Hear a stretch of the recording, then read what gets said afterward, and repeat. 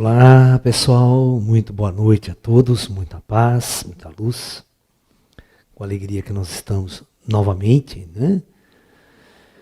E hoje nós vamos falar de um capítulo bastante interessante sobre a velha Índia, né? Nós vamos fazer uma discussão aqui muito interessante.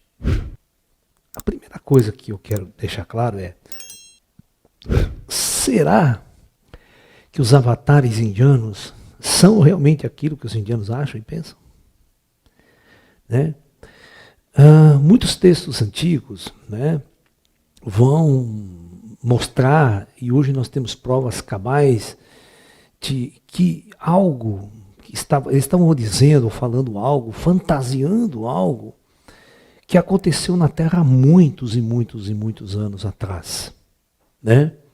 Então, eu acho extremamente importante, né, que vocês compreendam como isso funciona. E nós vamos falar de uma parte dessa discussão hoje extremamente interessante. Então, os Vimanas, né, era parte da tecnologia Atlante, parte da tecnologia avançada né, da civilização Atlante. Ok? Agora, nós estávamos falando ontem que a escala de tempo, o intervalo de tempo entre o que nós chamamos de intervalo de tempo entre o que aconteceu na Atlântida e quando esses textos hindus foram escritos é algo muito distante, muito distante. E outra, a civilização indiana, quando começou a escrever esses textos religiosos, eram extremamente primitiva. Retornando à discussão, olha, é muito importante que vocês entendam esse aspecto aqui. Nós vamos fazer uma discussão muito interessante hoje. Ano zero, né? 5.000 anos a ser, 8.000 anos a ser e 10.000 anos antes de Cristo. Os textos hindus foram escritos praticamente em torno de 1500 AC. Tá? A civilização nesta época era uma civilização culturalmente muito primitiva. E elas estavam relatando coisas, histórias, evidências de informações que estavam acontecendo aqui, ó, nesse período. Né? Nesse período. Ok? Então, esses indianos, né, aí vai surgir, né, o nome de Rama, o nome de Krishna, os famosos dois avatares indianos, né?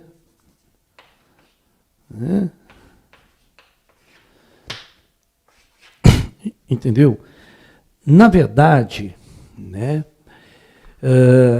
nós vamos falar uma coisa muito interessante aqui hoje. Na verdade, este Rama era um guerreiro. Né? Era, na verdade, pessoas lutando aqui, tipo assim, imperadores, né? Facções, dois reinos lutando, debatendo, né? Guerreando com armas muito sofisticadas. Né? Por exemplo, existia no norte da Índia, onde é o Paquistão, aquelas 7 cidades chamadas, né, que nós falamos hoje, né, o Império de Rama, que eles brigavam com o Império Atlântico, que era o continente Atlântico e tudo mais, nesta antiguidade, usando tecnologias muito avançadas. E essas lendas, e isso foi interpretado pelos antigos indianos aqui, como deuses, porque voavam, porque tinham armas sofisticadas, só podiam ser deuses. Então esses indivíduos passaram a ser o panteão de seus deuses e adorado pelos indianos. Tá? Muito bem. Muito bem, muito bem, muito bem. Mas vamos esclarecer uma coisa, né?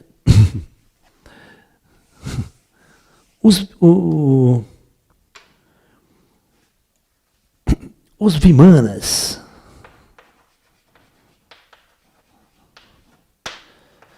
transportavam uma arma de destruição em massa que era chamada de Brahmastra. Tá? E quando essa Brahmastra foi usada, ela praticamente foi usada no final da Guerra Atlântica. Uma arma extremamente poderosa. Tá? Como se fosse a arma de Brahma. Aquela arma que Brahman deu para Rama para destruir seus inimigos. Né? Mas é claro que seus inimigos também tinham armas iguais. É como hoje aqui. Hoje nós estamos vivendo o período, né, da arma nuclear. Tanto os americanos quanto os russos têm armas nucleares. Tanto a China tem arma nuclear, a Inglaterra, a França. Né? No Oriente Médio nós temos Índia e Paquistão têm armas nucleares. Exatamente. Outros países, né, muitos países da época da Atlântida, no Ferociclo, tinha essa arma. Tinha uma arma nuclear, tinha uma arma de destruição em massa. E chegou um momento que elas foram usadas. O desentendimento foi tão grande entre os povos que a guerra se alastrou e essas armas, então, foram utilizadas. Eu vou passar um texto para vocês, tá? Coloca para mim lá. Entendeu? Os Atlantes, de acordo com textos hindus, usaram suas máquinas voadoras, chamadas Vailite, para subjugar o mundo. Eram conhecidos como Asvins e aparentemente eram mais avançados tecnologicamente que os hindus e certamente mais bélicos. No Mahabharata, vemos uma descrição de um ataque nuclear. Eu vou ler um texto para vocês do Mahabharata. Presta atenção. Ó. Gurkha, voando a bordo de um Vimana de grande potência, lançou sobre a tríplice cidade um projétil único, carregado com a potência do universo. Uma coluna incandescente de fumaça e fogo, semelhante a 10.000 sóis, se elevou em seu esplendor. Era uma arma desconhecida, o raio de ferro, um gigantesco mensageiro da morte, que reduziu a cinzas toda a raça dos Vishnis e dos Andrakas. Os corpos ficaram tão queimados que se tornaram irreconhecíveis. Os cabelos e unhas dos que sobreviveram caíram. A cerâmica quebrou sem causa aparente e os pássaros ficaram brancos. Após algumas horas, todos os alimentos estavam infectados. Para escapar do fogo, os soldados se jogavam nos rios para lavarem-se e aos equipamentos. Isso é um texto do Mahabharata. Então presta atenção. Ele está descrevendo aí o típico efeito de uma bomba atômica, tipo o efeito de uma radioatividade. Tá? Que ela contamina o solo, contamina os alimentos, você está me entendendo? Contamina a água, contamina tudo. Tá? Contamina tudo. Eu vou mostrar uma coisa muito interessante agora para vocês. Existe uma cidade no Paquistão chamada... né? Volta lá, deixa lá, não tira de lá. Não fecha, por que você fechou? Não pode, deixa lá inteirinho isso aí para mim. Hoje, a aula inteira eu vou usar isso. Tem uma cidade que foi descoberta no século XIX, Mohenjo-Daro. Então presta atenção. Esta cidade, ela fica no Paquistão. Claro, vocês sabem que Paquistão era a Índia, tá? Né? Só foi dividida depois, depois lá da Revolução, né, da libertação da Índia do Império Inglês, né? Muito bem. Mohenjo-Daro. Deixa eu explicar para vocês o que aconteceu. Um grupo de cientistas estavam fazendo uma pesquisa, né, e percebeu que numa determinada região do deserto, que ali é uma região super desértica, tinha um alto índice de radioatividade. Aí eles começaram, e era incomum isso, e eles começaram a mapear essa radioatividade e mapearam uma certa área nesse deserto, que fora dali não tinha radioatividade, daquele departamento então. Então vamos supor que eles demarcaram uma região no deserto, mais ou menos assim,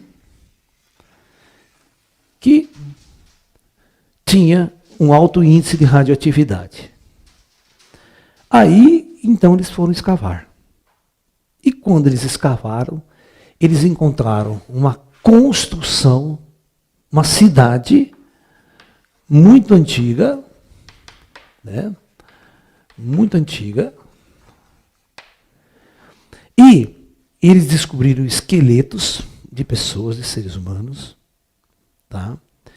E descobriram coisas para comprovar que aquela cidade tinha sido destruída por uma explosão nuclear. E eles estão chegando à conclusão que isso aconteceu há 12 mil anos atrás. Então, como, né, uma cidade descoberta arqueologicamente, num período que nós estamos falando aqui, ó, que aqui é Idade da Pedra, totalmente Idade da Pedra. Aqui as pessoas começaram a criar uma civilização. E vamos falar de uma... E hoje nós descobrimos uma cidade, arqueologicamente falando, muito aqui atrás, que foi explodida por uma arma nuclear. Qual sentido tem isso? Nós temos que rever. Olha, vocês vão ver, as descobertas que vão ser feitas daqui para frente vai mudar totalmente o rumo da história. A história antiga vai ficar totalmente, mas totalmente mudada, alterada. Certo? Porque existiu realmente uma civilização muito avançada há 12 mil anos atrás. E mais avançada ainda depois do afundamento da Atlântica, nesse período que a gente chama de Era da Luz. Né?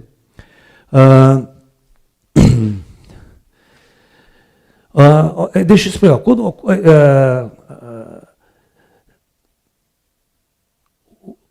Esses esqueletos que foram descobertos estão entre os mais radioativos já encontrados, similares aos Hiroshima e Nagasaki.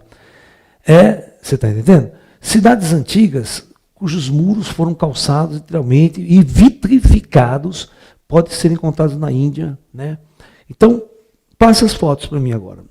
Vamos acompanhar as fotos de Mohenjo-Daro, né? Lá do norte da Índia.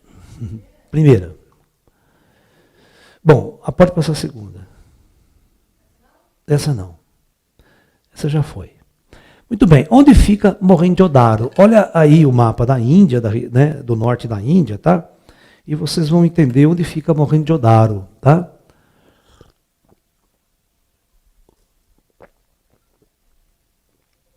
Isso, pode passar outra.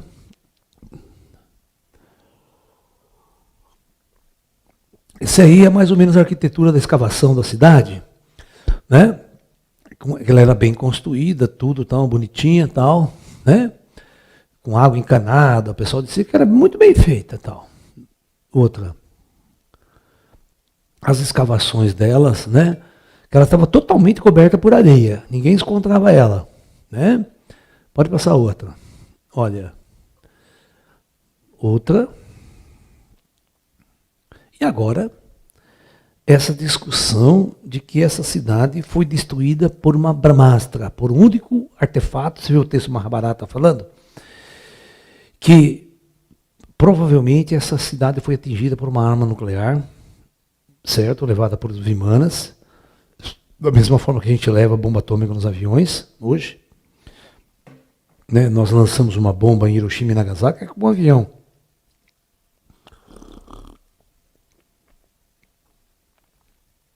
E essa foto dos esqueletos encontravam, essas pessoas, elas morreram de mão dadas, abraçadas umas às outras, né?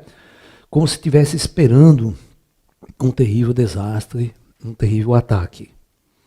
Elas sabiam que ia passar por isso. Ok? Então,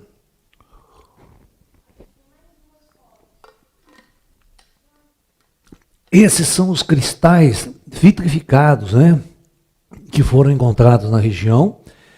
E isso é quartzo. Quando o quartzo é submetido a temperaturas, para ter esse formato vitrificado, ele precisa submeter-se a temperaturas de milhares de graus centígrados.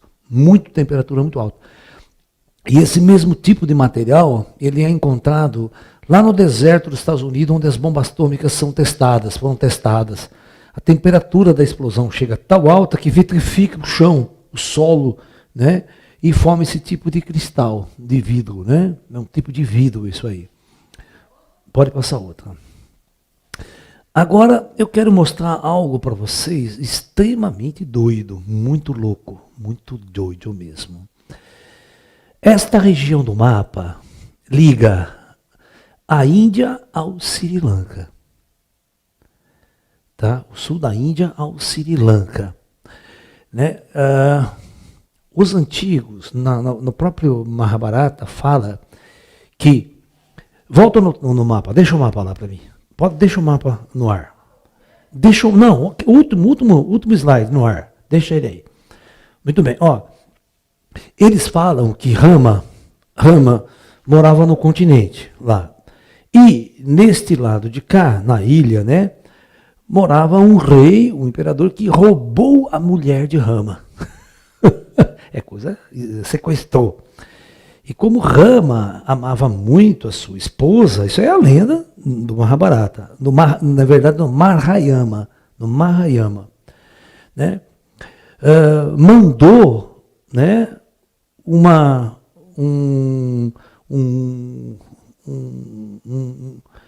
construir uma ponte para o exército dele passar. Tem 50 quilômetros de oceano isso aí. Você está entendendo? E essa é uma foto via satélite. É uma foto real. Você vê embaixo d'água que existe uma ponte. Ninguém construiu essa ponte nos dias de hoje. Essa coisa é coisa de 12 mil anos atrás. Só que o mar movimentou os vídeos, né? E hoje de satélite você enxerga a ponte. Certo? Que é escrita nos textos. Hoje em dia, quando o mar abaixa, quando a maré abaixa, antigamente, mas que até o século XV, as pessoas conseguiam atravessar a pé quando a maré era baixa. Certo? Agora não, agora parece que a ponte... Claro que os geólogos nunca vão acreditar que foi construído, porque nem acreditam dessa civilização atlântica. Eles falam que é uma construção natural, é completamente difícil isso. Isso foi feito com uma tecnologia muito avançada. E é claro que o motivo não foi para o cara passar, né? Você tinha máquinas voadoras, e foi construída por um povo, segundo eles, nas próprias Vedas, nos próprios Mahayana, quer dizer, né? Por um povo macaco, uma tribo de homens macacos. Tá? Pode. Então, eu quero que vocês entendam. E aí, né, Rama conseguiu, né, atravessar o seu exército e depois também com seus vimanas atacaram a cidade e resgataram a sua bela e amada esposa. Muito bonito tudo isso, né? Né? Mas interessante é a tribo de homens macacos, né, que ajudavam Rama, né? É como se fosse assim clonado, né? Eles falam que esses seres eram clonados para trabalhar como serviçais para o Império de Rama. Né? Uma coisa interessante que nós podemos observar daqui para frente, né, é o seguinte, gente. Nós vamos ter que rever toda essa história de Rama, rever toda essa divindade que os hindus colocam em Rama e Krishna, e tentar localizar algo oculto que aos poucos vai sendo revelado para a nossa humanidade. E não é só esta cidade que tem vestígios de destruição de armas nucleares. Né? E a famosa história de Sodoma e Gomorra, né? Que foram destruídas também por uma arma extremamente sofisticada que destruiu a cidade inteira. Né? E tem toda uma lenda, né, no Antigo Testamento, né, de como isso aconteceu. Né? os anjos lá vieram, né, para libertar a família né, e levaram, né, do Jó, a família do Jó, você não olha para trás, né, que ela virou estátua de sal. Né? É uma bobagem isso aí, né? Entendeu? Mas que isso demanda, né, histórias da Atlântida. Não é uma coisa que aconteceu no Império ali, pertinho deles ali. Não, Sodoma e Gomorra eram cidades, né, Atlantes, que passaram pelo impacto da guerra nuclear, dos ataques de armas sofisticadíssimas mesmo, né? E isso vai levar em consideração tudo que a gente tem falado, né, no meu livro, Projeto Terra, tudo que eu venho discutindo com vocês sobre a existência de Atlântida. E a existência de uma civilização, né, que foi projetada para viver aqui e chegar a um auge, e depois ela foi destruída, e a destruição de Atlântida, após a Guerra Atlântica, vocês têm que entender que aconteceu um dos maiores desastres geológicos que esse planeta já experimentou. Onde o continente de Atlântida afundou, o continente de Mu, né, e muitos outros terras emergiram, terras que estavam no fundo do mar vieram à tona, vieram à superfície. Né, o continente hiperbóreo afundou, né, os polos foram alterados. Você está entendendo? A Terra sofreu mudanças muito radicais na sua estrutura geológica. E é engraçado que tudo isso aconteceu há 12 mil anos atrás e os nossos geólogos não sabem de nada disso. Eles não percebem que isso aconteceu, que todas essas movimentações gigantescas aconteceram. Tá? Hoje nós estamos encontrando cidades a 100 metros de profundidade no oceano. Né? Aquelas cidades estavam na superfície quando foram construídas. Não, a guerra foi antes. Então, a guerra, todas essas cidades que ficaram no fundo do mar, elas eram Atlantes. Quando o mar, houve a destruição geológica da Terra, ela passou por uma catástrofe geológica sem precedentes, o mar, além de elas afundarem um pouco, o mar subiu muito o nível do mar. A maior parte das cidades costeiras que existiam na Atlântida, na época da Atlântida, no mundo inteiro, foram inundadas. É por isso que hoje as pessoas encontram, perto da Grécia, por exemplo, muitas construções de cidades no fundo do mar, sabe? E aqui em Bimini também, né, os caras encontraram como se fossem estradas de pedra no fundo do mar, grandes construções. No Japão, então, eles têm cidades inteiras embaixo do Japão, lá, a 200, 300 metros de profundidade no oceano. É um negócio absurdo, ninguém explica essas coisas. Né? Essa ponte, então, essa ponte é chamada Ponte de Rama, tá? A Ponte de Rama. Essa daí é mais sensacional ainda. Né? Com certeza, era uma construção de alta tecnologia, mas 12 mil anos depois ninguém mais usou mais essa ponte, né? Principalmente porque os Atlantes, na Era da Luz, eles voavam, né? Eles tinham máquinas mais sofisticadas, eles praticamente não precisavam mais de carro, de ponte física, né? Era tudo aéreo depois, né? E isso é muito louco, né? Vocês estão me entendendo? Por isso que nós temos que rever totalmente a história da Índia, né? A história dos deuses, né? A mesma coisa é tentar interpretar a Gênese mosaica, o Antigo Testamento, o grande dilúvio universal. Porque, da mesma forma que houve uma destruição no mundo, além das guerras, logo após a guerra, teve o holocausto nuclear atlântico, o holocausto geológico atlântico, desculpe. O holocausto geológico. Esse holocausto geológico, em algumas partes do planeta, foi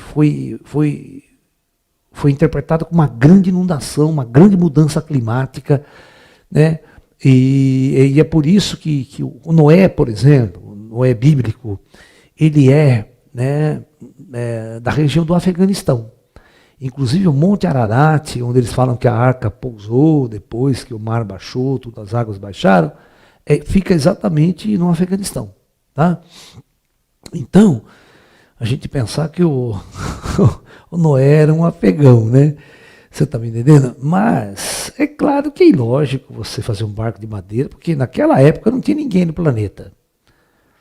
Meia dúzia de gente. Achar que Deus não gostou, vamos destruir o planeta inteiro, né? Pô, o povo está contando a história de meia dúzia de que morava ali perto dele, ele tá, né?